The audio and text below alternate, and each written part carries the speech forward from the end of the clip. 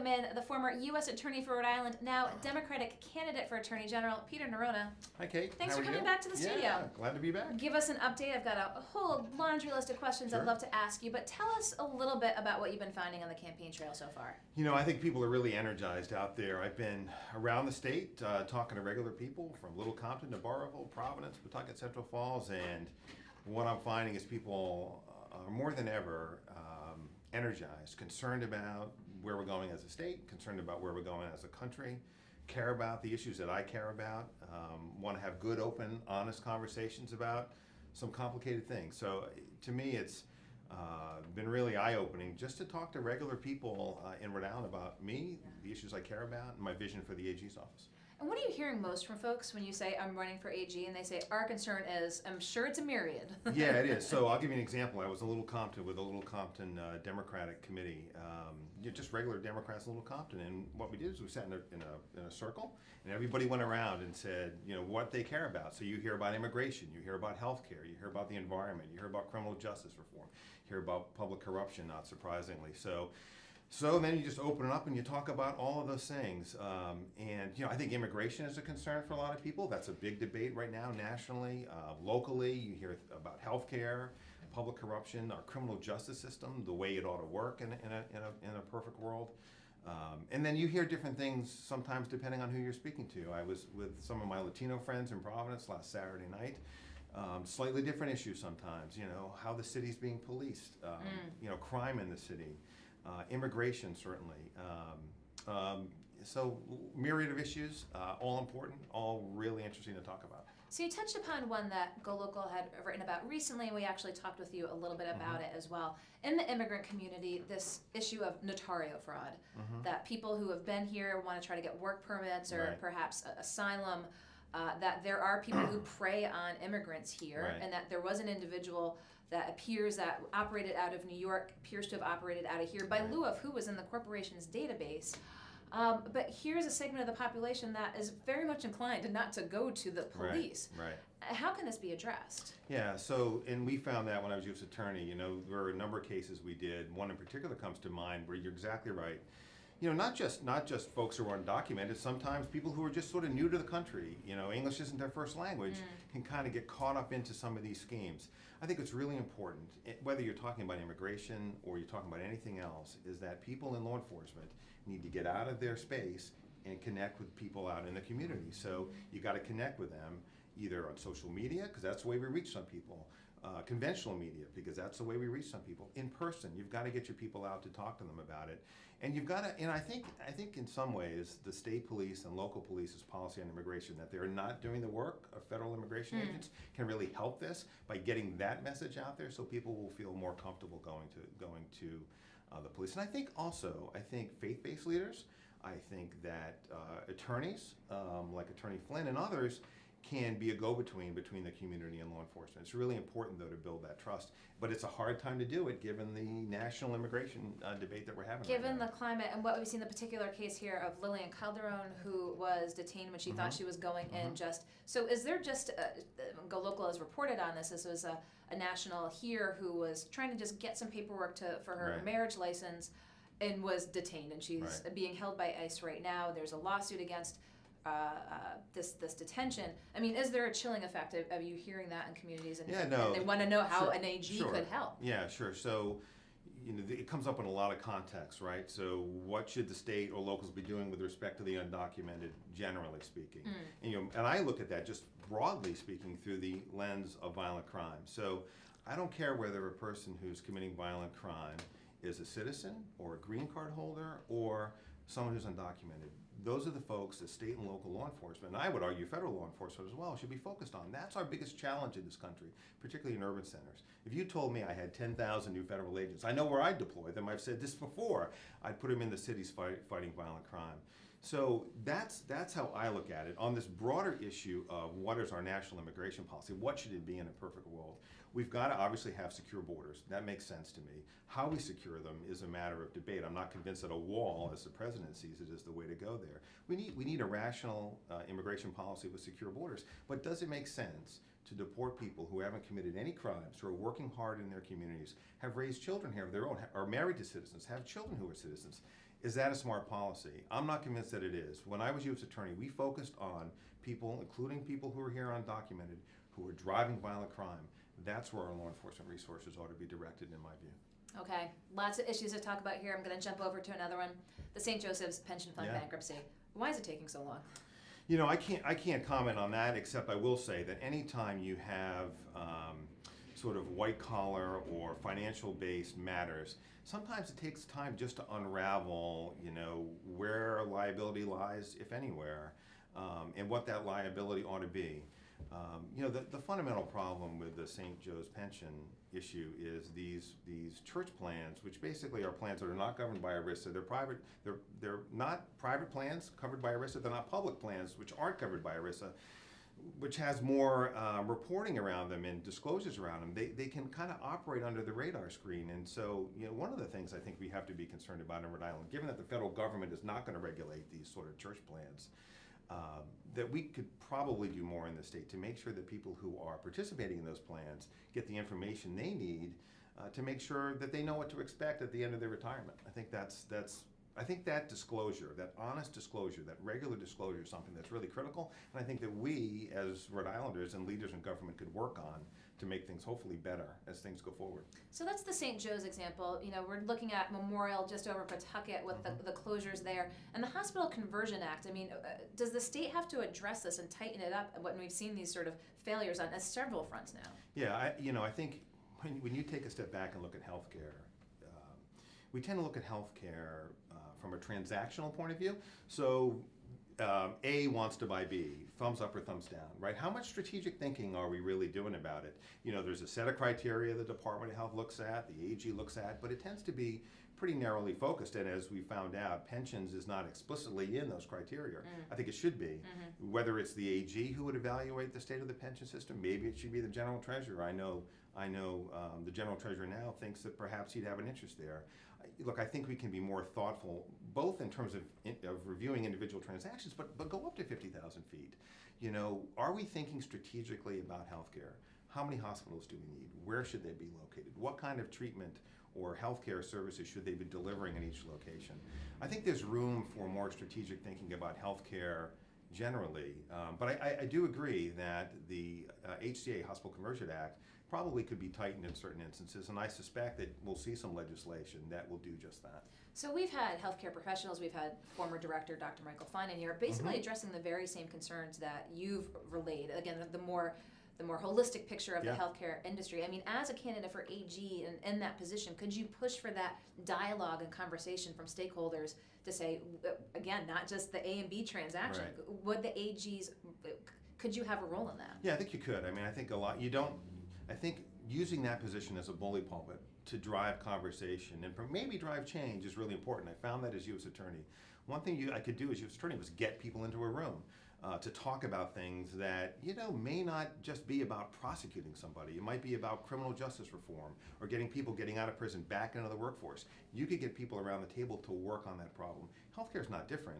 You know, if you can use the bully pulpit, the convening authority of the AG with other partners to talk about healthcare and being more strategic, I'm more than willing to do it. I'd be more than willing to play a big role in it. I've sat with Dr. Fine as well and sort of talked to him about that. I'm married to a primary care doctor. We talk about healthcare all the time in my house.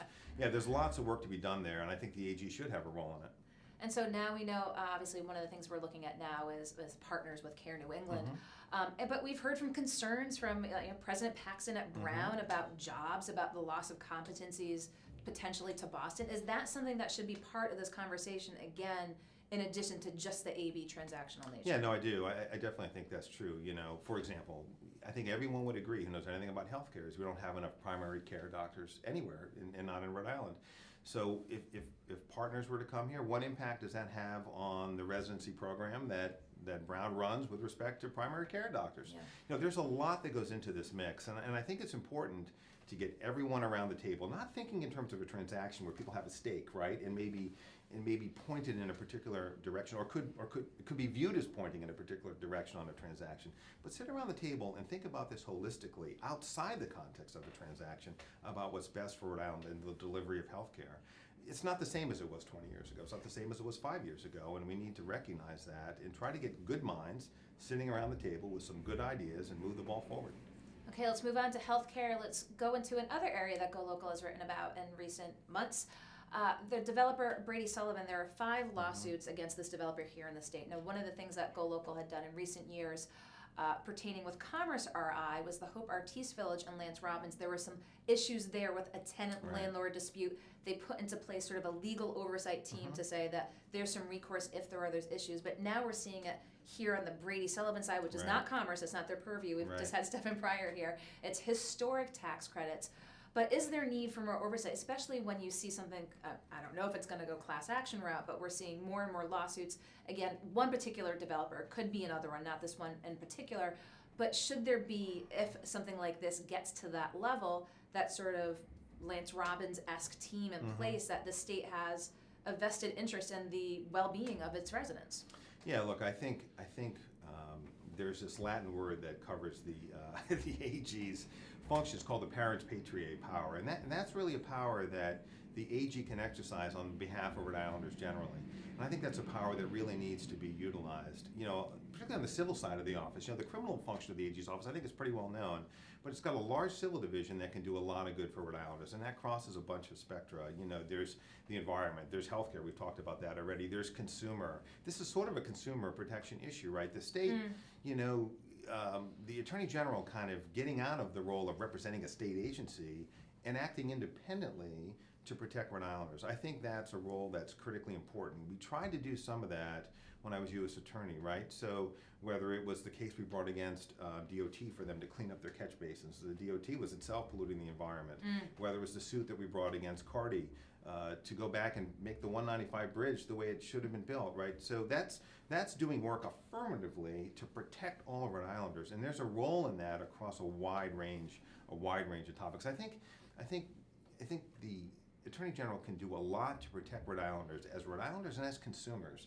So much of consumer protection is about outreach, to let people know about the scams that are out there, to reach people. And you can't reach people the same way, right? I think we alluded to this earlier. Young people get their news like from Twitter, right? I'm getting more of my news from Twitter these days. You know, not everybody sits down and watches the nightly news or the 6, 10, and 12 broadcasts at 6 any longer. So you've got to figure out ways to reach people, to let them know what's out there, because the reality is many of the bad actors are not going to be able to be reached because many of them are offshore. Cyber is a good example of that. And so concerns for cybersecurity for the state. Yeah, look, you know, anybody can be affected by cyber. My Facebook account was hacked 2 weeks ago, right? It was a great reminder to me, right? And an opportunity for me to go back and talk to voters again about the need for protecting your accounts. You know, changing your passwords all the time. But a lot of that is outreach, because the guys who are hacking us are not here, right? We saw this in the election, right? You know, the president may not be willing to address it, but you know, you're not going to go indict Russians and bring them here for prosecution. So you've got to go reach people and talk to them about practical ways that they can protect their information. And again, how do you reach Rhode Islanders? You know, you can't just pick one way of doing it and assuming it's going to work that way. You've got to figure out ways to do it across a variety of spectra. And so speaking of this administration, let's talk about prior administrations. Have you had any conversations with President Obama? I haven't. I did see his portrait. I liked it. I thought it was pretty good. Yeah, you know, I love the Portrait Gallery. For any of your viewers who get to DC, the Portrait Gallery is a place to go. When I was going through the U.S. Attorney interview process years ago, 8 years ago now, I had lots of dead time in DC while I was waiting to take a flight down there, and they interview you for an hour. So I would spend a lot of time in the Portrait. Go to the Portrait Gallery. It's great, and it's free. And you can go, Gilbert Stewart, a Rhode Islander, painted a lot of the early paintings. But I have not had any conversations with President Obama. My former U.S. Attorney colleagues and I stay in regular contact. And Eric Holder's very active. I was going to ask you about AG Holder. Yeah, he's out there now doing work on gerrymandering. And so I get an email from him every once in a while, one of those those stock emails that says, you know, are you paying attention? And I don't know if he was asking me that 8 years ago or not. Hello. But it's a good community. A lot of my former colleagues are really engaged. The former U.S. Attorney in Washington State is now the mayor of Seattle, and 2 of my former colleagues are running for AG in Michigan and Ohio. So I think they, like many Rhode Islanders, are engaged. They care about their democracy, they care about their states, and really want to try to help where they can. And speaking of gerrymandering, I just had Common Cause in here. They're putting forth legislation this year with the census coming up in 2020 and the redistricting. Is this something you're keeping an eye on? Yeah, the word is, right, we'll go down to one district, which presumably would eliminate that issue, right? If there's only one district, that's not an issue. But yeah. At the state level, yeah, in particular. yes, in the individual state level. Yeah, the individual districts, yeah. As I've gotten out and spoken to sort of more state and local reps and senators, Portsmouth is a good example. Portsmouth is sort of a weird amalgam of different parts and districts. So yeah, I can see why that would be a concern for folks and something to keep an eye on for sure. Yeah. So here we are. We're moving into 2018. You were well on the trail. What are we going to see next from your campaign? A lot of it is just getting out and talking to voters. I'm getting around the state, really on a day-to-day basis. Really, as I said earlier, really enjoy talking to Rhode Islanders. So it's just moving forward, running as I say, a tiger is chasing me, try to make every day count, try to meet as many people as I can. But I gotta say, a lot of it is just listening to the issues that are out there. I'm constantly surprised by things that people care about that maybe I wasn't necessarily focused on. I have a vision for the AG's office. I know 4 or 5 things that are really, really important to me. Those things have been resonating with people, but I always hear 2 or 3 other things. And I will say this, one thing that is very clear to me that people want from their next Attorney General, whoever it is they want that person to be engaged with them. They want to see that person. They want to see them in their communities. They want to know that that person is thinking about them on a day-to-day basis. And you cannot do that unless you get out of your office. If you stay in 150 South Main Street, or when I was U.S. Attorney, if you stay in 100 Westminster, you're not serving the people well. Well, I appreciate your taking the time to come here onto Bassett Street back again to give us an update as to where things are at, and especially some questions about what's going on here around the state. So, Peter, I appreciate your taking the time, and we'll have you in soon. Thanks, Kate. I'll let you around the corner. I know you're a busy man. Good to see you. Good. Bye now. Take care. Former U.S. Attorney for the state of Rhode Island, now Democratic candidate for Attorney General Peter Neronha. He's been here before. I have a feeling he'll be back here again. But lots going on, especially stemming from the reporting of Golocal Prov, whether it's the St. Joseph's pension bankruptcy, Notarial fraud that we broke that story about just weeks ago, Brady Sullivan lawsuits pertaining to the large developer, and how the AG's office potentially could have a role in all of this. Peter just gave his vantage point on that as well. But be sure to tune in to golocalprov.com. Lots going on right now, especially pertaining to the Rhode Island Young Republicans. We have new pieces up this afternoon pertaining to that situation there. We'll have more on that moving forward as well. But we'll be back here in studio tomorrow. 3 o'clock is The Taste with Rick Simone. I'll be back at 4, of course. We look forward to seeing you back here. We appreciate your watching. We appreciate your feedback. Wish everyone a good Tuesday evening. We'll see you tomorrow. I'm Go Local News Editor Kate Nagel.